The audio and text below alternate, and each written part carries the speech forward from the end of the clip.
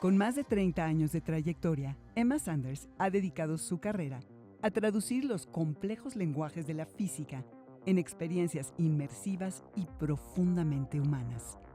Bajo su liderazgo, el CERN ha consolidado espacios como Microcosm y más recientemente el Science Gateway, un centro de divulgación científica que busca despertar la curiosidad desde edades tempranas, especialmente en quienes no se identifican con la ciencia desde un inicio.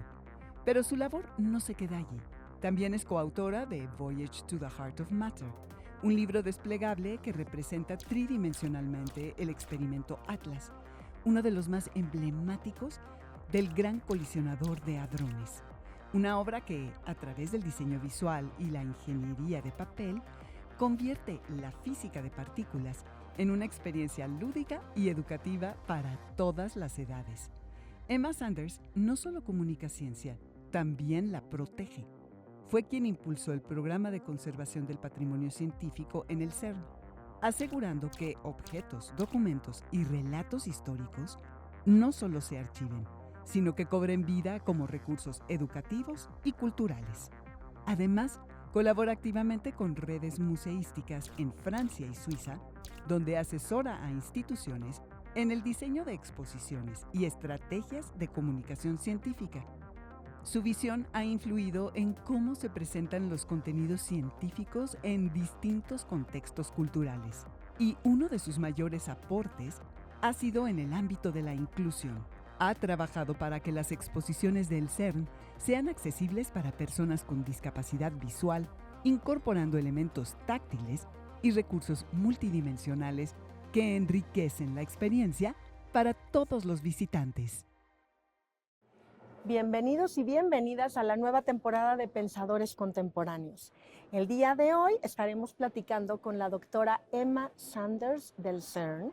Emma, it's so great to have you here. Thank you for joining us today. Thank you. It's a great pleasure to be here at this wonderful festival. I'm so glad that we can share this time and opportunity to talk to you about art and science and the work that you do at CERN. So I'd like people to know who is Emma Sanders. So I'd like to start not by introducing you myself, but asking you to introduce yourself, and take a couple of minutes to know you a little bit better. Well, I guess I'm a mix of things, as you have to be. I mean, we have similar jobs, right? So you have to have a mix of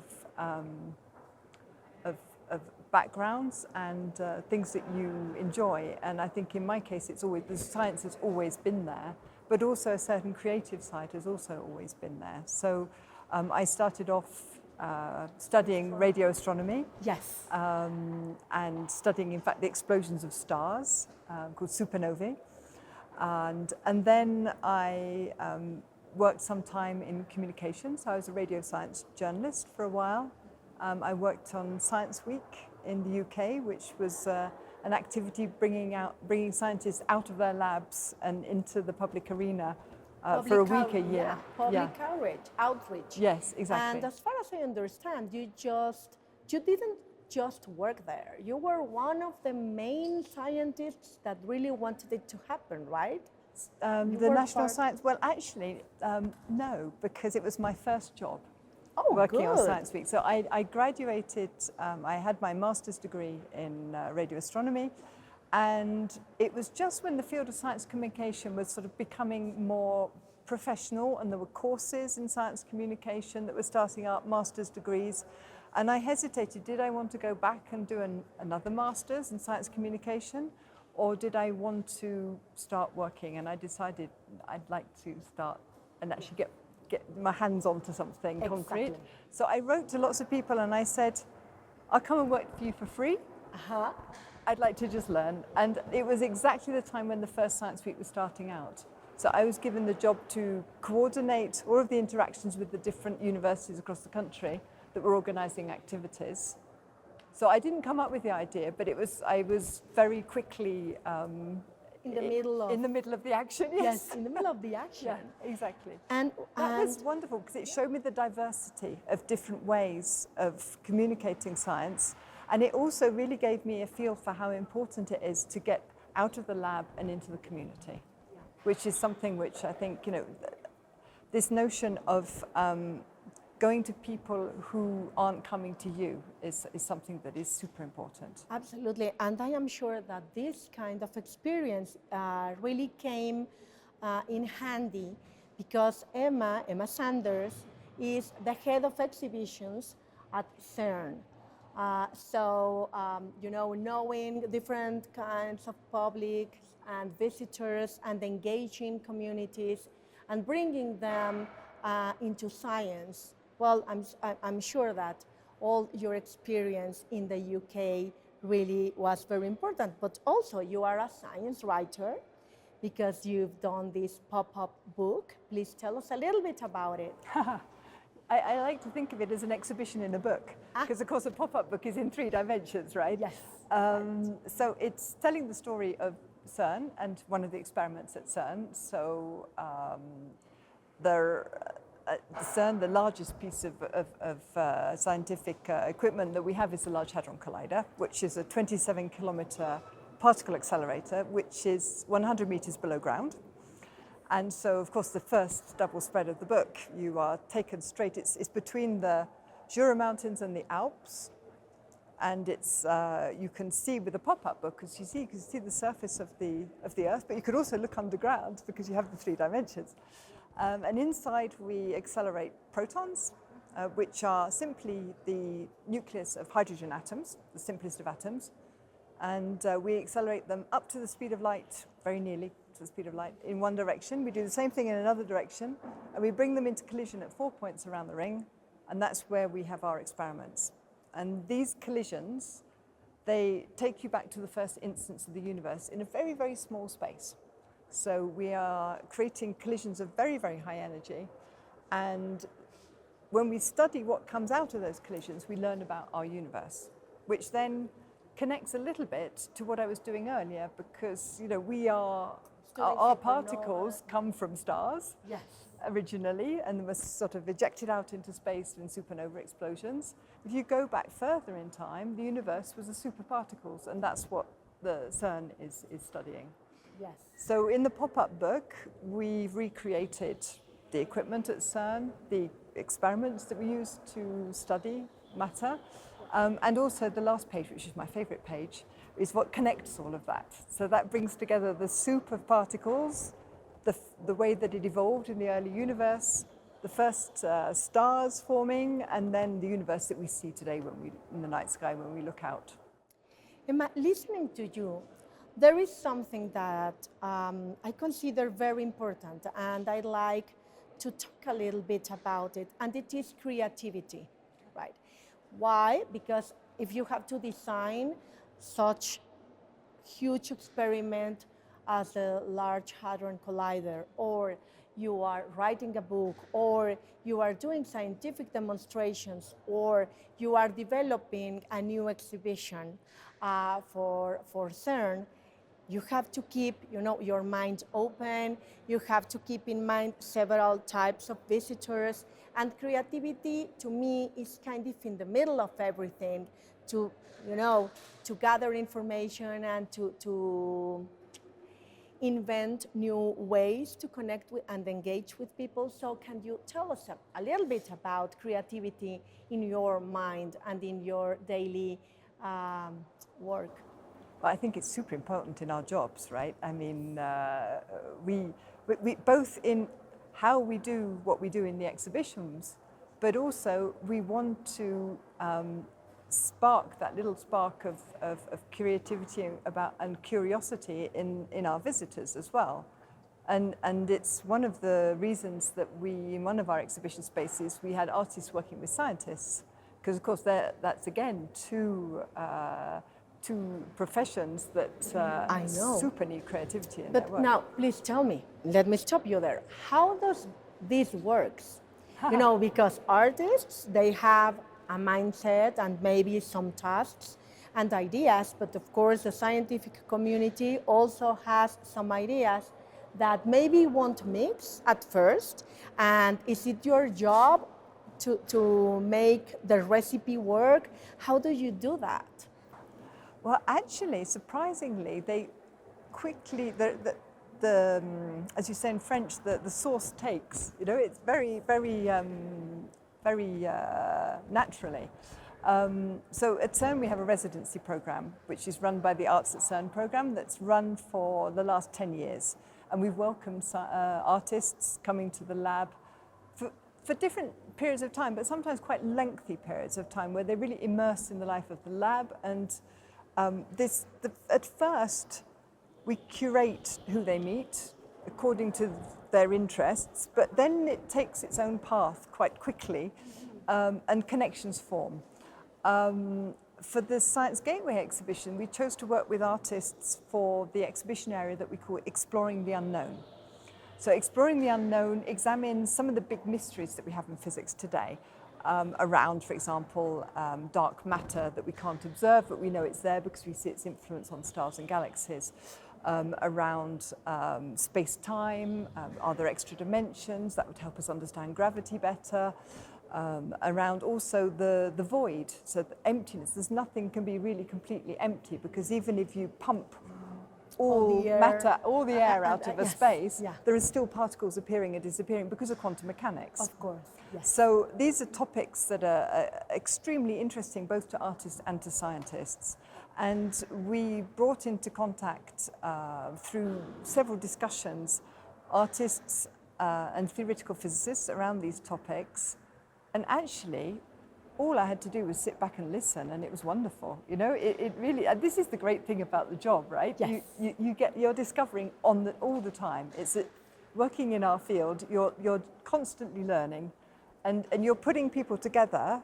You just give it a little stir, and then it grows. And absolutely. And I think you get something out of that sort of interaction that is so much more than what you put in, which is wonderful. Yeah. Yes, it's like the collision of ideas, yes, that we just exactly. have this exhibition inspired by the Large Hadron Collider, yeah, right? It's a beautiful idea. Yes. It's a collection of poetry. It's beautiful poetry, science, and corn. Absolutely. So now I'd like to talk about how many scientific disciplines do you work with? And what do you think about the need for us to give a glimpse of multidisciplinary views to solve the big problems of humankind? Yeah, well, I think it's super important today. I think traditionally, science at school has been taught in silos. Yes. And we don't always realize immediately the connections that there are between disciplines. And often the really exciting stuff is happening at those intersections, right? Yes, yes. And I think part of our job is to show those intersections and to show the impact that one science can have on another and can have on society as well.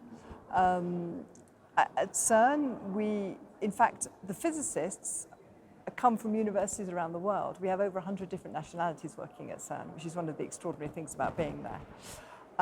But the people who are employed directly by CERN are the ones building the machines. So they're mostly engineers and technicians and administrators. So we have all kinds of different jobs that are needed at CERN, and without, all of them are needed to make this whole thing work. Even from the sort of transport of getting one of these huge pieces of experiment from A to B and getting it underground and installed inside the cavern is a huge challenge, and the maneuvering and the ballet of all the different pieces underground. I showed a picture of the tunnel, the Large Hadron Collider tunnel. It's only 4 meters wide, and yet it has this sort of more than half of it is taken up by the accelerator. And so actually when you need to take out a magnet and move it around, it's not at all an easy task to do. there are only a certain number of points where you can take it up. So there's a whole sort of engineering, extremely complex operation underway. I saw just recently the Excel table that's been produced for our next shutdown. So our next shutdown is starting from next summer, and we'll be doing a massive upgrade on the accelerators. And during this time, all the different interventions are planned so carefully because we want to maximize the time that's used for physics. So we want to maximize the operation time. So they're sort of planning things like use of lift shafts and things like that. And it's just extraordinary, the complexity of the operation and the building of the machines. And this brings me to ask you, how can you share all this complexity, not only in the methodology or the way in which global communities work together at CERN, but also, the frameworks and the concepts.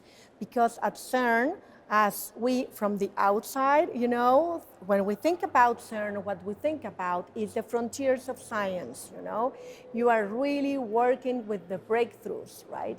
So it is not easy to explain difficult, complex, and new concepts to the general public. Right? So how did you do that? Through the exhibitions or through mass media, toolkits, I don't know. So please tell us a little bit about that. This must be challenging. Well, I think we first need to listen to our visitors, and I'm sure you also do a lot of that, right? And before we started work on Science Gateway, which is our big new science centre, we went out and we talked to primary school teachers. We went out into the local mountain tourist spots and talked to tourists.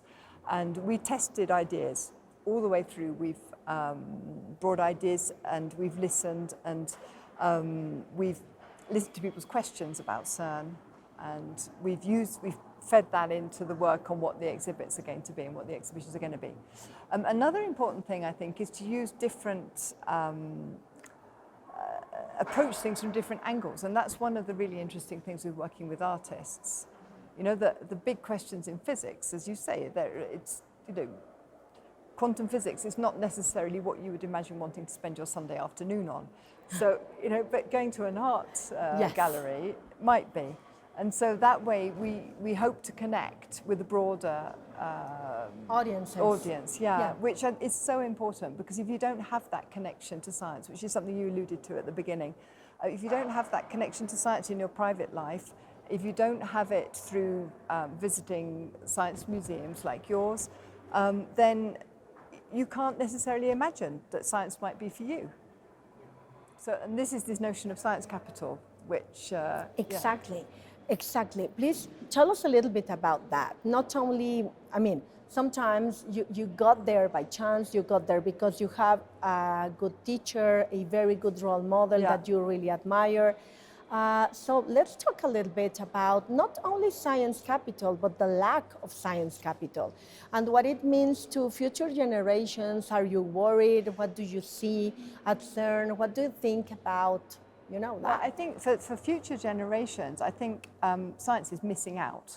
Yeah. If we're not catching a real diverse part of the representative, if we're not catching a representative part of the population, then science is missing out, because diversity means more creativity, right? It means better results. It means more brains to think about something, and you never know inside which head and which brain we will find a solution. And often it's not just one brain; it's lots of diverse brains working together, right? Yeah. And that's how we're going to solve today's problems that are very complex. Yeah. Yes. So it's really important, and I think there was some research work done by UCL in London, the Aspires project, which really brought that home to me. They were looking at what are the elements that make children or enable children to aspire to science, to studying science. And it is this idea of science. This is where this idea of science capital came from. It's personal connection. Somebody in your family who's a doctor, somebody who's talking about science in a way that makes you think, oh, that could be for me. Otherwise, families and often parents will also say that's not for people like us. Yeah. And that is where it's really important to know your public. And I think we have a lot of science fans at CERN, so we don't necessarily have so many of the non-science fans, which is why actually we made the huge change to go younger, which is why your Kids Corner is so great, because you have to reach as broad as possible, as young as possible. I don't know in Mexico, but in Europe, often careers information in schools comes way too late. Absolutely. So kids don't learn about options in science and the broad options of you get when you study science until you've already dropped science. Exactly. So it comes too little and too late. So this is where informal science learning and opportunities that you get in museums like ours is really important to reach as broader and connect as much as possible.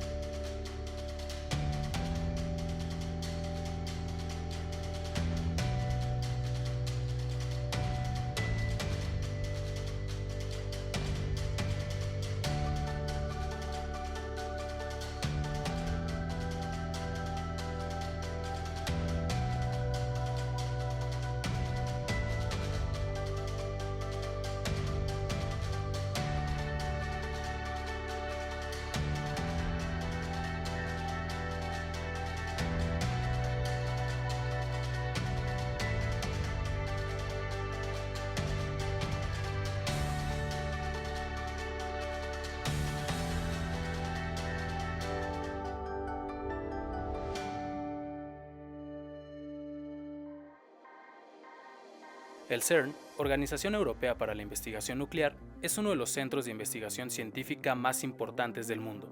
Fue fundado en 1954 y está ubicado en la frontera entre Suiza y Francia. Su objetivo principal es estudiar los componentes fundamentales del universo y las fuerzas que los rigen. Alberga el Gran Colisionador de Hadrones, un anillo subterráneo de 27 kilómetros donde se hacen chocar elementos subatómicos como protones a gran velocidad. Estos choques permiten estudiar el origen del universo y descubriendo partículas como el bosón de Higgs en 2012. En el CERN operan experimentos científicos de gran escala como en Atlas, que reúne a miles de científicas y científicos de distintos países. El centro también ha sido pionero en avances tecnológicos. En 1989, Tim Berners-Lee creó en el CERN la World Wide Web como herramienta para compartir información científica en Internet. El CERN impulsa la divulgación de distintas disciplinas a través de exposiciones, visitas guiadas y plataformas como su portal de datos abiertos, acercando la ciencia a millones de personas en todo el mundo.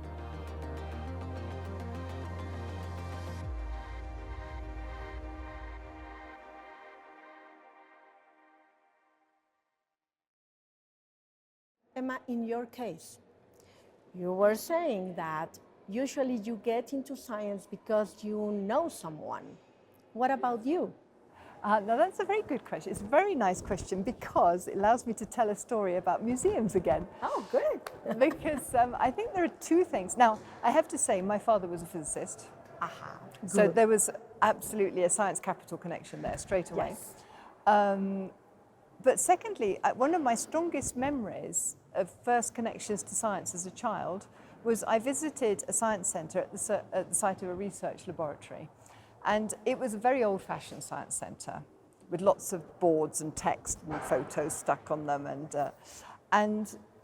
But there was an exhibit that printed out ticker tape. I don't know if you remember, this was back in the 1970s, so it was quite a long time ago. Yes. And ticker tape was sort of like punches of tape for the younger viewers. Yes, yes. That had a signal in them, and it was a way of registering data. They wouldn't believe that we worked like that for a while. Yes, exactly. But I found it great fun because you pressed the button, and it was printing out radio signals from the sun. And so the ticker tape that came out, you were supposed to sort of press it and have a little bit of it, and you took it home as a souvenir. Yes. So I think I must have printed out a few kilometers of the stuff. I then filled the entire back of the car with this thing, much to my parents' horror. And we drove home and I decorated my bedroom with it. And this, it's one of those beautiful examples of where people use an exhibit in a way you haven't intended. Yes. But absolutely. our visitors do such amazing things with our exhibits that we didn't imagine in a million lives, that would happen. agree. But they do much better things with them and much more creative things with them than we ever imagined. So there is some social appropriation that you don't have in mind, but that's where the magic really happens. Yes, exactly. So the magic happened with me with this ticker tape. And it stayed in my bedroom for a very long time. And that was where I studied my master's. I went back to that lab and I studied my master's. They now have a much better science exhibition there, which is wonderful, actually. But and did you ever tell them that you were coming back now because as a kid? Because of the ticker tape? Yes. Well, there was also a book I found in my school library, actually, which really opened doors. Because when you study at school, you don't learn about research and the big questions in research. Maybe that's getting better now, but when I was studying at school, we didn't learn. And I stumbled across a book in the school library with radio galaxies sending out jets into space that seemed to be faster than the speed of light because they were the way they were oriented, and how extraordinary that was, and how long it had been a mystery before somebody had worked it out. And I thought, that's what I want to do. Yes, I think that part of the important work we do at science museums and science centers has to do with the possibility to broaden the idea of science and how it works.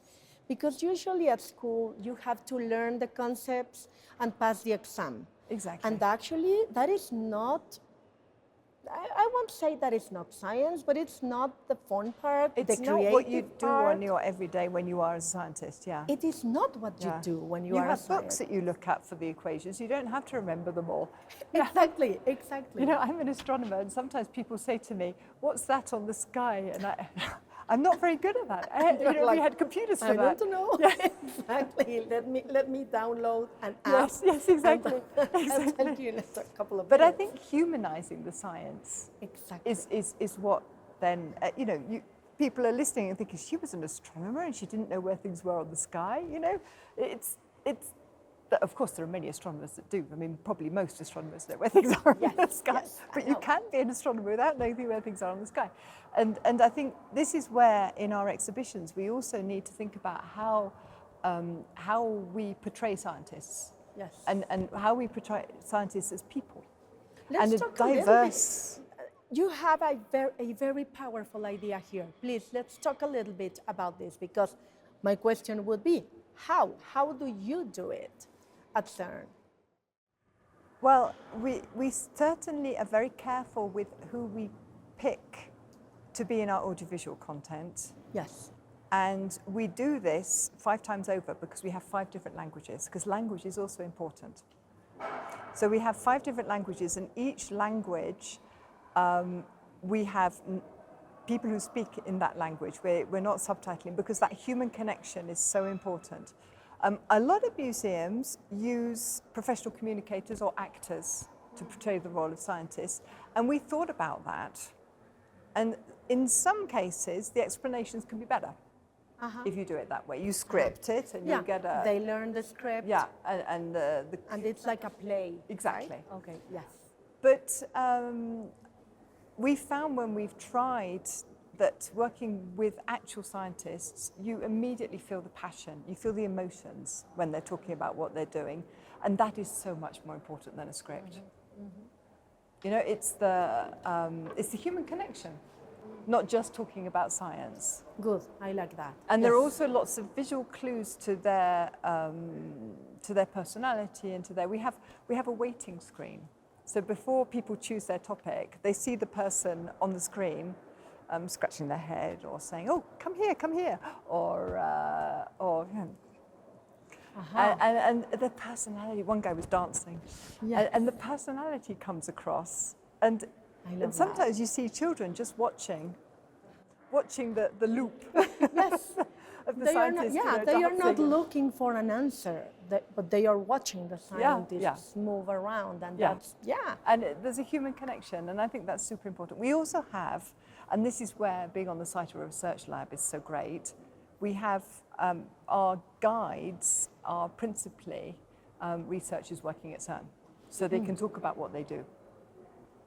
So it gives people, because if people are coming to CERN, they're primarily coming to be at the place where something happened. They're not primarily coming to visit a museum. Yes. They're coming to be where the Higgs boson was discovered, or to be where the Large Hadron Collider is. Yes. So we need to recognize that authenticity. And I think that's where we differ from some other museums, in that we try to have as much real CERN as possible. Be it the people, be it the objects. Of course. But you know, there you have such a strong identity. And visitors, as you just said, are coming and they kind of know what they want to see and live and understand.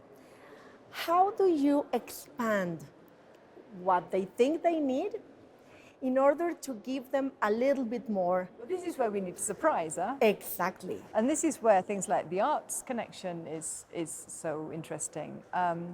One of our exhibition spaces, we've called it Quantum World, because, and the reason why we developed Quantum World was because of a conversation I had with a theorist at CERN who said, why is it whenever we do things for children, we make physics so boring? We try to simplify, which I think is necessary, but we make it like we're building a wall. You know, we have this particle and that connects to that particle and then this particle, and it sounds like you've just got bricks and you're making a wall. When all the magic and the beauty of the science that we do is that at the world of particles, nothing happens like it does in our world. Things are popping in and out of existence. You know, you can't know exactly where something is and how it's moving. Yeah. Something can be in many, many places at once until you actually measure it. You know, there's all sorts of extraordinary things. Adventure. So we've created Quantum World, where you can play tennis with a quantum particle. So you don't know where exactly. And you're playing with quantum. So you can sing quantum karaoke. Your voice is quantized. Oh. You can untangle the particles that are entangled. You can play, like, you know, the air hockey. Yes. Yes. With the particles have to tunnel through a barrier to get to the other side. You can try to pump a vacuum, and you never manage because quantum particles start popping up. And then you understand. And this playing, it's interesting the word understand, because a lot of scientists think initially that, it'll be great to do a museum, we're going to explain this, explain that, and then they understand. And I think there's been a shift in perspective with Science Gateway, where we are very happy people just have fun in a science environment. Because a lot of the understanding and the learning happens afterwards, right? They have run around our museums, they have a great time, they hopefully get that spark of curiosity, and then the learning can often happen afterwards, you know? Yes. Something's happened. Yeah. You can't necessarily immediately work out what. And I've been lucky enough to, next year will be my 30th year at CERN. Wow. So I've been lucky enough to have students join my team as science students working on a communication project, who had decided to study science because they'd been to one of the earlier science museums at CERN. You know, so you can really see over 30 years the impact that has. Mm-hmm. And there was something that we created around 5, maybe slightly more years ago, which was an activity to bring for the the International Day for Women and Girls in Science. And for that day, we bring female scientists, technicians, computer engineers, machine engineers into primary schools and up, just women, talking about what it's like to be a scientist. Role models. And this has now become, we have a reach of thousands of kids now in the local area. And these thousands of kids only ever see female scientists from CERN. Wow, and it's not an initiative we're just doing for girls, we do it for the girls and the boys. And that is, I think, changing a mindset. slowly over the years, you know, if the role models that come to schools to talk about science, because at CERN we only have, in the research physicists, we're only at 20-something%. So it's very low. So we're going back to this idea of diversity and the need for diversity to have more creativity and to have more answers and solutions. You know, it's something that we have to work at. Absolutely. Emma, with this, time flies when you're having such powerful and interesting conversations. But with this, I'd like to thank you so much for joining us today. You leave us with several ideas about the importance of creativity, diversity, the human connections, learning through play, right? And science is important. Y a todos ustedes les quiero agradecer el habernos acompañado el día de hoy en esta nueva temporada de Pensadores Contemporáneos. Emma, thank you so much. Thank you very much.